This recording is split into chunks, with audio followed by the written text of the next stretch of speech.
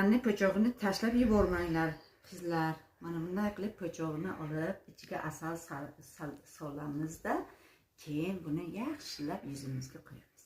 Chiroyli qilib maska qilib qo'ygandan keyin, birozdan keyin buni yuvib tashlaymiz. Ko'rsangizlar, keyin yuzlaring shunday silliq bo'lib, chiroyli yana yosharasizlar.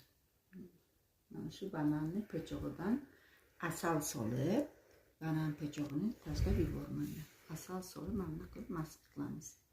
Chiroyli bo'lib, betlaring silliq bo'lib chiroyli bo'ladi. Men shu maskadan foydalanaman.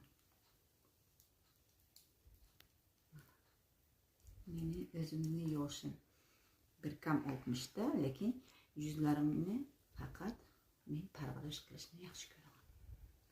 Shuning uchun bananni po'chog'ini tashlab yubormanglar. Ichidagisini